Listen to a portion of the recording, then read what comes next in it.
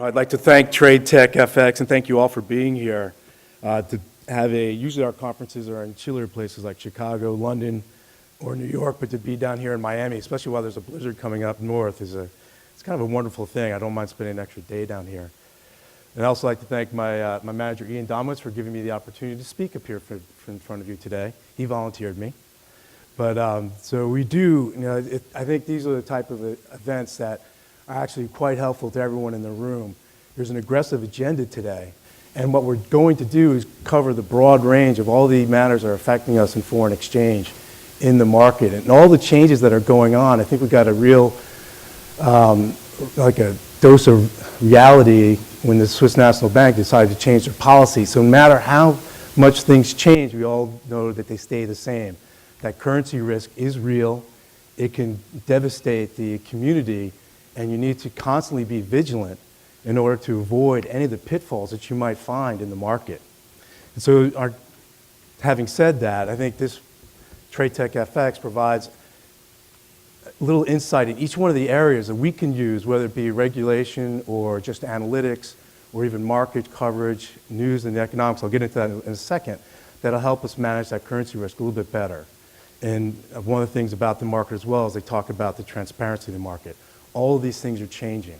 So the aggressive agenda that we have today ranges from macroeconomics and the revolutions or evolutions taking place in the marketplace today to analytics, regulation, and I would say just how to deal in the market in the different platforms. Outside in the audience, in the other room, you could see all the different fragmentations that are taking place within the market. When I first started, and I feel that I'm young in the foreign exchange world, it was a world of the interbank market and a phone. And then 2 years after I started, there was these two little platforms called FXall and HGAX. Now there's a plethora of platforms that we can use to manage our foreign exchange transactions. And you can manage them with algorithms, you can manage them with just straight execution, or you can still pick up the phone. There are so many things that you could do right now. But how we're going to start off today is to go back to the old school. And first, we're going to have Mark Chandler, and actually, he's going to talk about policy and how it affects economics. Like I said, that's the things that a lot of us who are managing currency need to know. And then after that, we're going to go flip that a little bit with Peter Hooper from Deutsche Bank is going to talk to us on how economic reports and the results of those are going to affect Fed policy. That's the tools, that's the basic tools that any currency manager needs to know what's going to happen so they can manage currency effectively. But on top of that, and one of the biggest changes in the market that's coming after that is regulation. And most of us, our eyes roll back in our head. Regulation, we don't want to deal with it. It's boring. Foreign exchange isn't regulated anyway. Why do we have to talk about it? Well, over the last few years and some of the things that have happened in the market, the regulators have now picked up the idea that maybe they should be watching us a little bit more closely. And it's not just the banks that are getting pressured, it's the institutional investors as well. So all the topics of MiFID, Basel III, Title VII, Dodd-Frank, and the Volcker Rule are now affecting our markets. With the FSB recommendations that just came out, one of the recommendations, I think it was recommendation 13, said that most of these, the buy side has to comply with all of the regulations that might come out from the various regulatory bodies. That's daunting. That's daunting because every major region has its own regulatory bodies. Almost every country has their own regulatory bodies. And managing all of those regulations is quite a chore. And I know we're going to have a lot of very, very good, topics or panels today to discuss those things and get into them more deeply. We have experts sitting here in the middle of the room who are very helpful in that regard. And then with regulation comes electronic trading. The changes in electronic trading are absolutely great. It's one of the things that we've seen in the equity market. But as I mentioned before, the fact that you can now choose an algo on a different platform is incredible. And I do shout out to some of my friends here at Integral. We all started out at Citibank and BGI together many years ago as foreign exchange salesmen. Now we're almost all of us involved in helping our clients use algorithmic trading on an aggregated trading platform because that's the way the market is moving. The market's moving. This $5.3 trillion market is moving online. It's exchange-like, but it's not an exchange. And you all really need to know what the best ways to use these tools to manage that risk. And the sell side changes. This is one of the biggest changes, I think, in just basic currency risk management.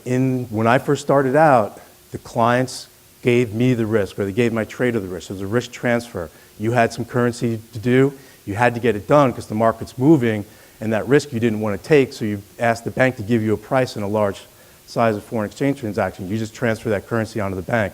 The trader made a price for you, and now it's his risk. He has to get out of it. You have your price, you're done.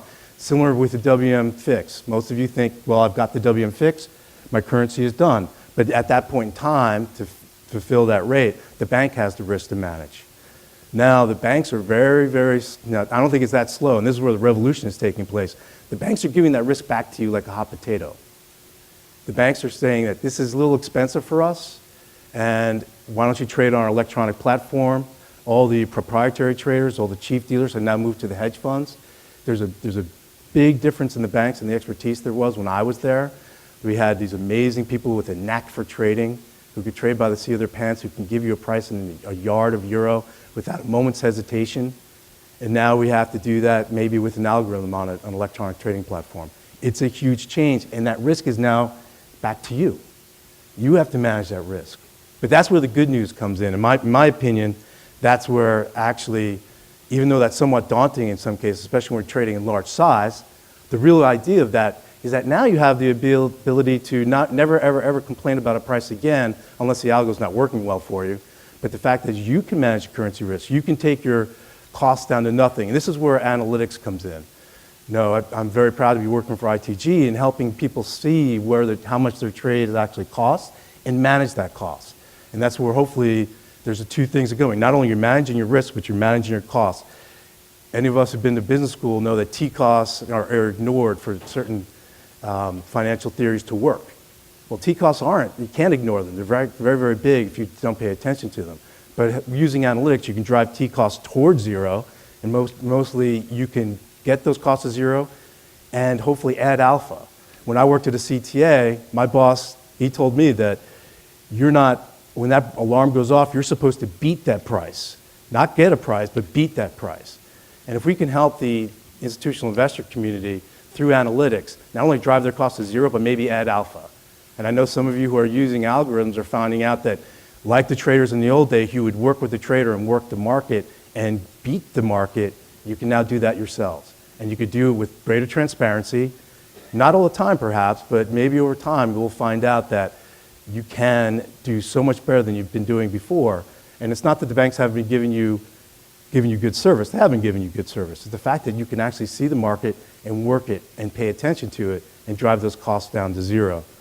And that is, like what I said, the good news that's going on. With all these new tools at your disposal, with the more transparent market, you now have the ability to manage all these costs yourself, to add alpha, to capture any positive move in the currency market. And if you listen to everyone who's here today, you'll actually be able to do that with, I think, greater skill and a little bit more knowledge.